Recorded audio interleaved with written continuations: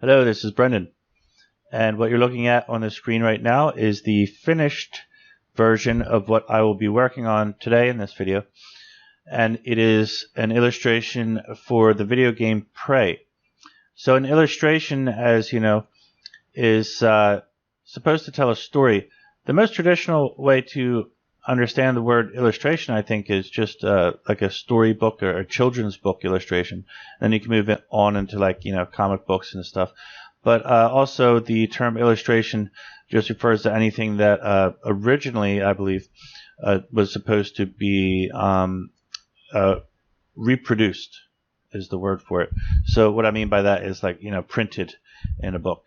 But that term has become a lot more complicated now because of computers, technology, and all this. We can reproduce any image, the photos. It opens up a whole can of worms. That's a whole other topic, right? So there's all of that to keep in mind. What size do I want to set? That was too big, and then this was too small. I don't know. I'll figure it out later. Okay, so anyway, the reason I'm bringing all of that up is that I thought this would make a great illustration by the definition of the meaning of the word illustration, which is to tell a story. In my opinion, the traditional meaning of the word illustration is to tell a story in an image. And so here, after playing this game, I just kind of had this, I don't know, like a vision just came into mind, and I could just see the main character whose arm I'm sketching right now. And this is, very poorly coming along, but I'm going to have to do a lot of work here. Let me roughly flesh some of that out so you can see, right? Like here's his body. I do it kind of comic book style. And this is a character, Morgan Yu. And so I just had this, like I was saying, sort of a vision of the character Morgan Yu here jumping up while here's his other leg, right? And here's his knee. He's jumping up and he's kicking. Here's his foot. He's kicking. He's jumping off of the head of one of what we call the typhon, or is that how you pronounce it? Typhon or typhon? Typhon or typhon? I'm going to call it typhon for the meantime. And so here's the typhon with his evil little eyes down here. But the typhon, he's getting his head squished and bashed and here's the arm of the typhon. Sometimes they have 3 arms wiggling out. So he's just making a joke out of the typhon as he uses his head as a stepping device, right? And then leaping off in this other direction. He's going to be leaping up over here, and he has his weapon on him. So the weapon is called, what is it called? The disruptor gun. I want to make sure I said that right. I think it has 3 prongs. The disruptor gun, a bit of a tongue twister for me, is like an electric gun. It shoots electricity, basically.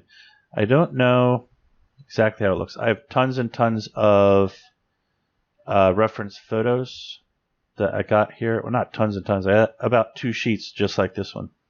That one looks like it got double. Oh, no, that's right. Yeah. Okay, good. Yeah.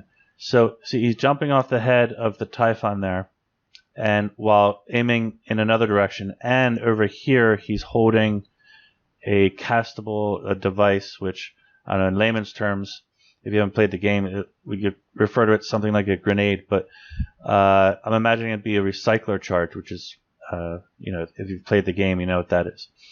So if you haven't played the game, or if you have played the game, a quick review is probably in order.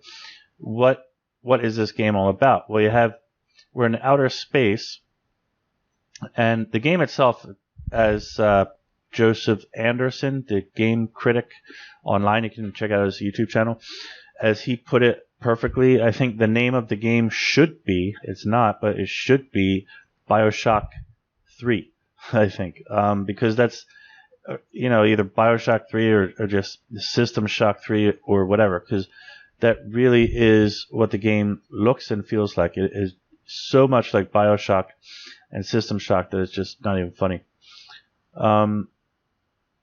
Except we're not underwater, we're in outer space, and we're on a spaceship. So I don't want to make any spoilers or anything. But for people who've played the game, there are... I'm hoping to make a ton of nostalgia in this illustration here. And hopefully I will get to make it all the way through into color. Let me see, I have to merge that layer down. Is that going to work? Yeah. Okay, good. His arm here is really getting weird. I'm wondering if I can even save it. This here is coming forward a little bit like that, maybe. Wow, he's got like... I don't know, I just keep making these jello arms. Okay, so anyway, the point that I was getting about is that we have, well, there's one main enemy type, and there are these creatures here. You can see I drew some more in here. These are called the mimics, and they're black. I don't want to ruin anything for anyone, but these are all like very basic parts of the game. I think even if you saw an advertisement of the game, you'll see these, and so I wouldn't consider that a spoiler. But so we have those guys. It's basically like aliens. These black monstrous things, and they can change shape and all kinds of stuff. And then this over here is going to be an operator. The operator it's like a robot, but it flies, and it doesn't look like, it's not like a humanoid robot. It's like basically like a flying desktop, which is actually, it was referred to that by Morgan's brother in the game. His name is Alex. He said, I'm not going to sit here and argue with a desktop at the end, depending on which ending you chose. So the great thing about this game, like other games of its same nature, especially the BioShock series, is they don't give you an enormous amount of choices to make like RPGs normally do, but they have a couple of critical decisions that you have to make throughout the game, which can result in different endings of the game. Now, the different ending is not like such a big deal. It's a small thing. It'll just be, it'll ultimately decide which 30-second little movie clip you get to see at the end. So, and it's like kind of like big deal. But there are like big mistakes you can make too. There's something that's just, well, that would be spoilers if I go into that. Anyway, we got these flying desktop guys, right? What I was point I was getting to is that we have, I'm just trying to bring about all of the nostalgia, and so when I look back at this illustration later, it will serve for me and hopefully for others as all-in-one image that just reminds us of the whole universe that I was in, and that if you played the game that you were in when you when you played the game. I just want to be able to preserve all of that. So I have the main character. His name is Morgan Yu. We have these flying desktop like robots, and the reason I call them robots is because they're kind of like, well, they are robots. They talk, and in some cases they even seem to have artificial intelligence, and even so far as to have like taken on, it's almost like they have people's brains scanned into them, so it like people are living through the robot or something. I don't know how to articulate that, but basically have artificial intelligence. So the technology in the game is obviously very advanced. Therefore, it's sci-fi. You definitely put it in a sci-fi category. And I wonder if there's another category that it could put into. It's definitely that has that BioShock kind of feel to it, but I don't know if that counts as a category yet. Maybe it will someday. Maybe in the future people will refer to games as BioShock-esque or BioShocky or something, right? There's so much of the shock factor. Okay, so lots of action here, such as is in the game. That's very action-packed. You're constantly on your toes because these things can just jump out of anywhere. Let's I don't know why. I happen to remember his shoes were kind of like this. They have that little bit cut off on the front of the flat foot. The reason I remember that, when I looked at his shoes, I remember that particular style of shoe when he started to become a trend in American professional world. And well, I always thought it was weird that the shoe fashion would go that way, that they just had to be flat on the tip like that. I don't see any reason for it. Human foot is not really designed like that. Well, it's not the shape of a human foot anyway. Okay, so this is this. I would just assume this is Morgan Yu. Whether or not I'll be able to get his likeness out perfectly, I don't know. But like I was saying, it's a very action-packed scene. I prefer this weapon. When I say I just finished my second playthrough, I mean like literally just minutes before I started this video here, and then I immediately just turned the game off and started drawing this. I had already sketched up. I already did that preliminary sketch you might have seen in the beginning of the video. I had already done that previously, but then I realized that I was so close to finishing my second playthrough, and I was like, well, let me just go ahead and get that out of the way. So another reason I'm doing this is because I enjoy the game so much, and everyone who likes the game and on the forums, and whether you be on Steam or Reddit or wherever you'd like to follow your gaming info, everyone calls it just the most underrated game ever. It just doesn't have enough popularity. Whereas a game like BioShock in today's world, we could say it's like a household name, right? Or at least within the gaming community. If you know anything about games at all, you've heard of BioShock, right? And a whole System Shock kind of genre and stuff like that. Maybe you could say the same for like Skyrim and other games. And so after having played this game, you would say, wait a minute, why have I not heard of this before? This is insane, because it's a triple A, just top level, grade A, really, really good game. It's amazing. And so I still don't have an answer to that. It's just a very strange mystery. But anyway, with that being the case, there's just not a lot of fan art for it. Well, you go look for BioShock fan art and you'll see a ton of it.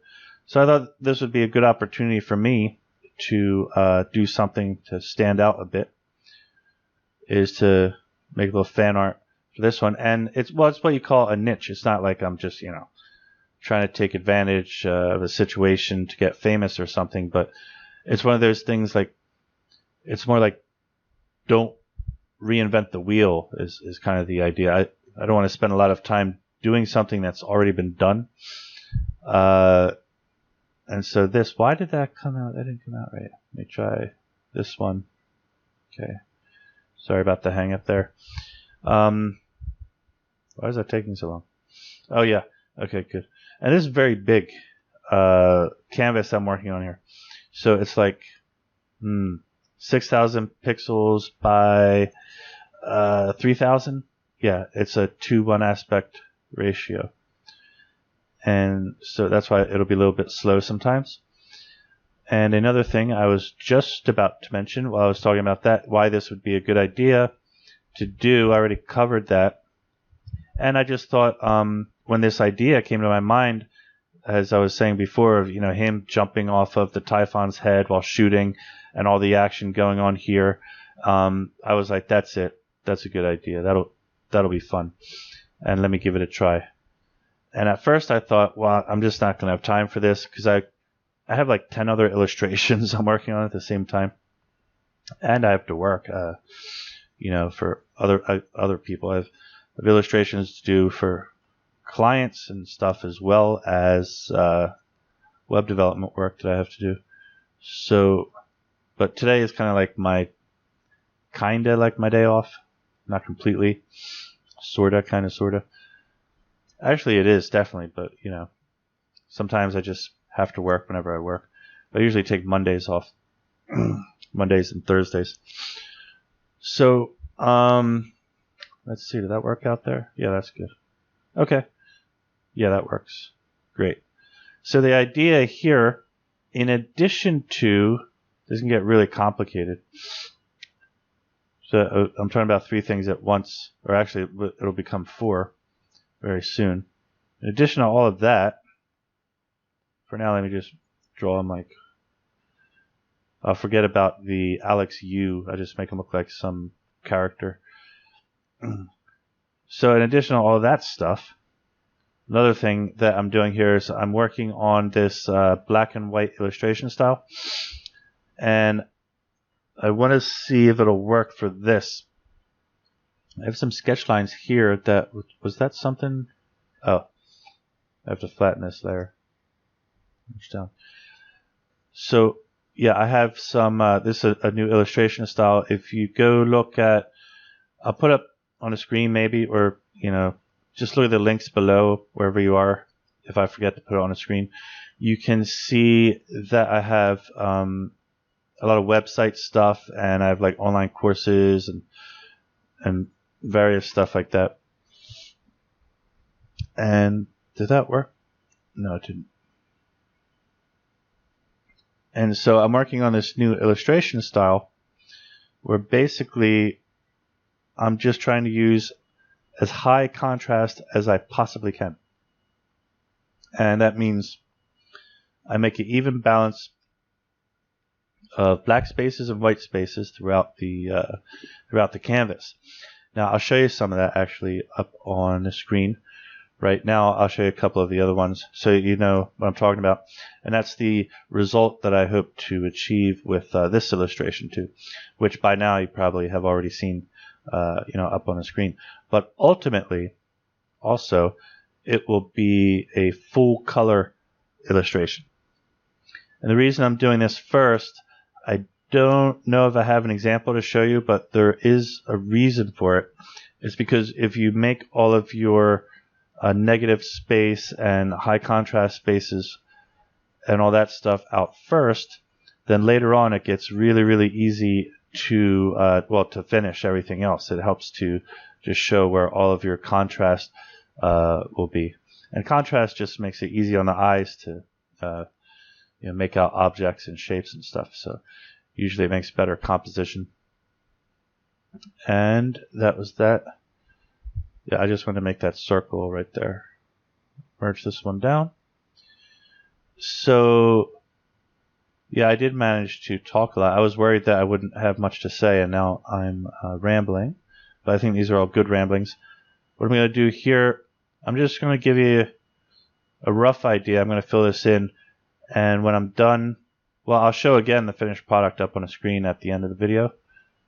And then, I should clean this up a little bit more. And then I just want to finish a couple more notes on what I'm going to do with this illustration.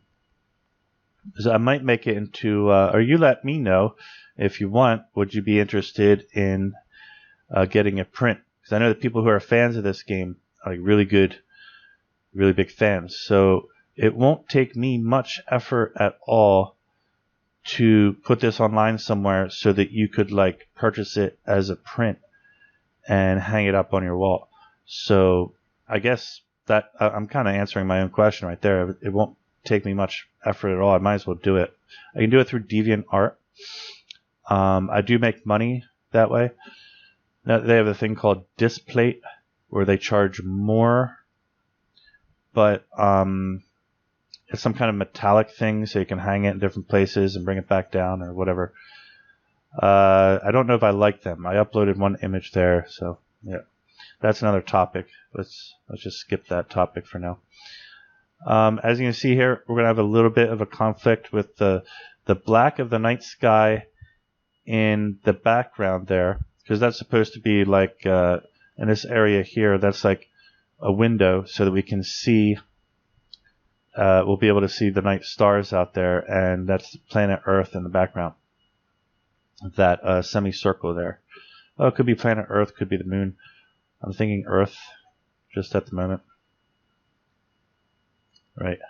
And then this is still going to be very sketchy. I'm going to show you hopefully in the beginning of this video and at the end will be after I did a bunch of work while listening to podcasts in the background or something like that. I also just got a new audiobook from Audible, which is Dune, the famous Dune, Dune.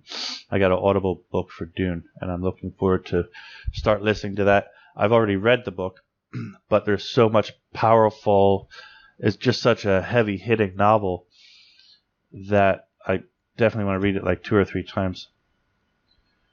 So another thing that I'm really getting excited about with this illustration is that there's going to be a lot of fun with the lighting, because this laser gun, the disruptor gun as they call it, will probably make some blue light flashing. And then over here I have an explosion coming out this way, if you can see the lines there.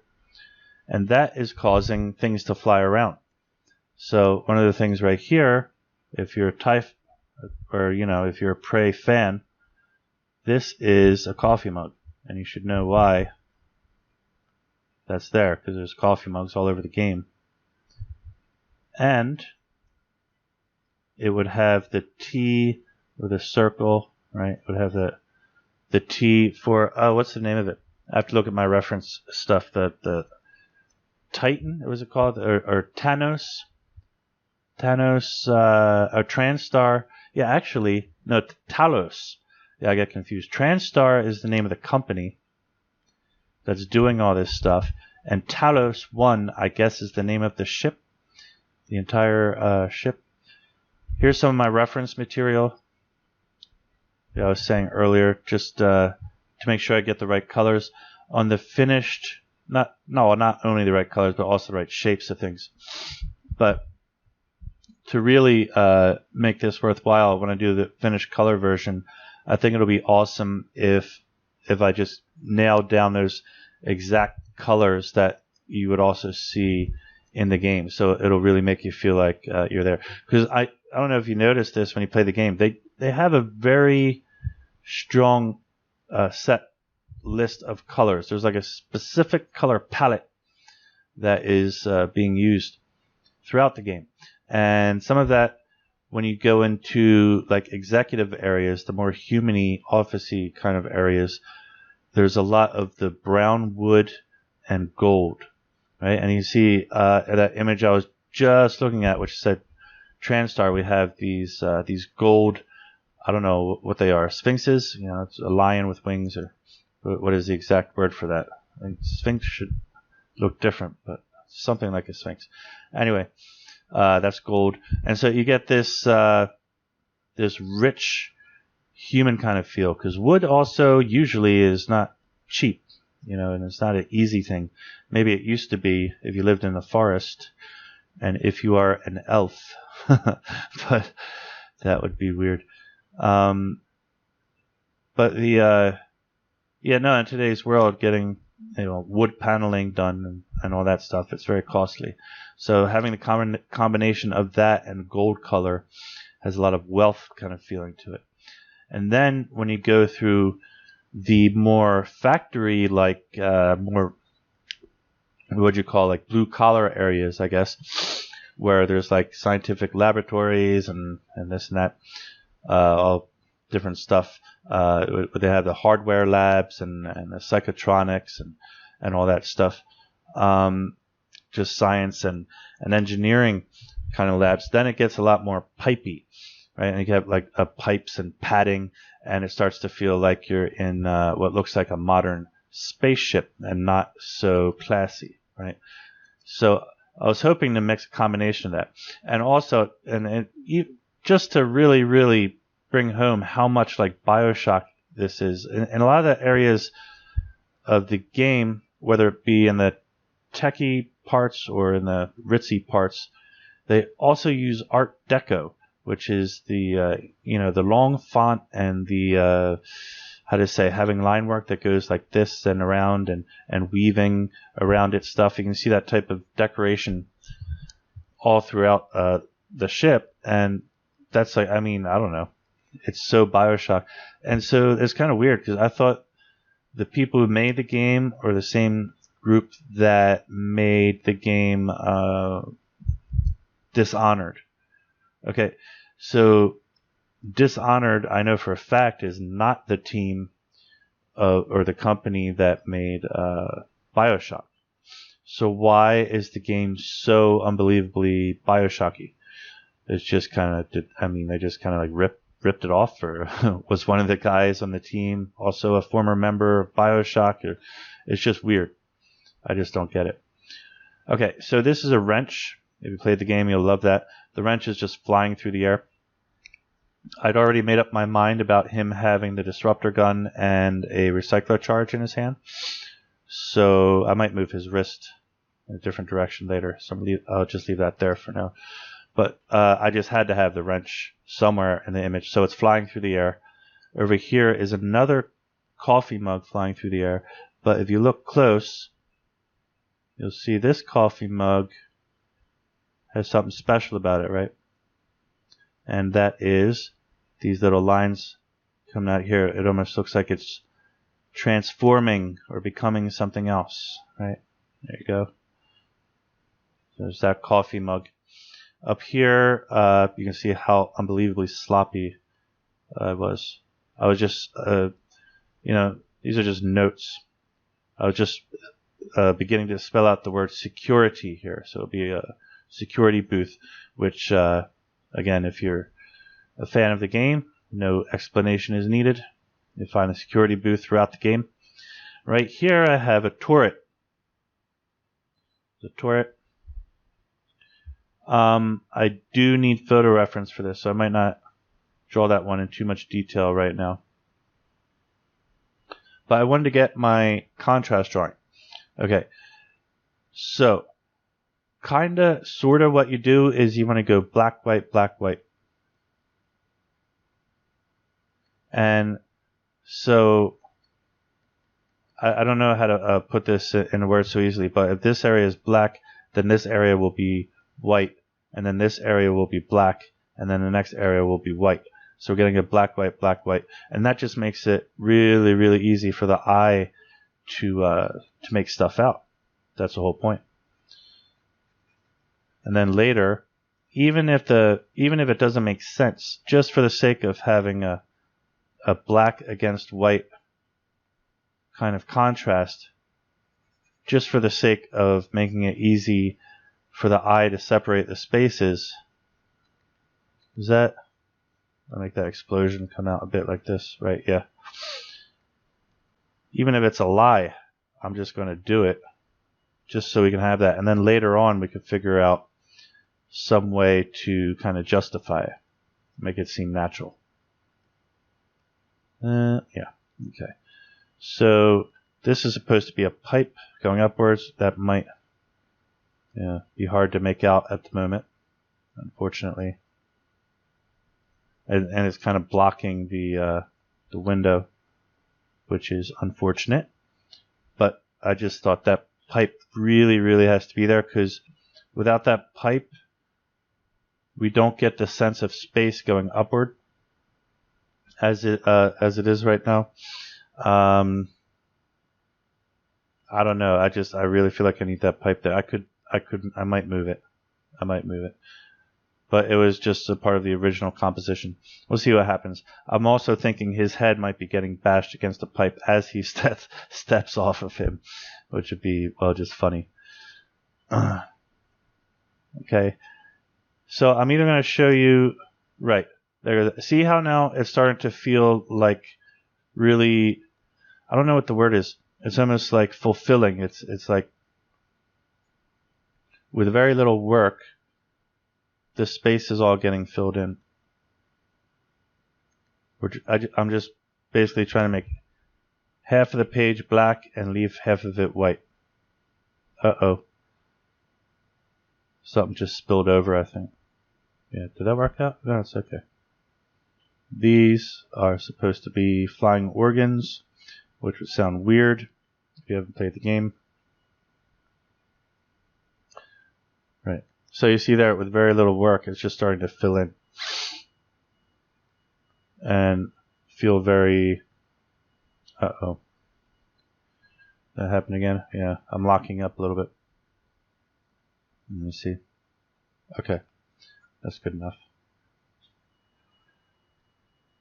I don't know exactly how to finish this sentence. I'm going to try for a third time. It just seems to be very fulfilling, right? It's not professional. It just seems very complete, very easy on the eye. Whereas before, we're just looking at a bunch of random sketchy lines all over the place.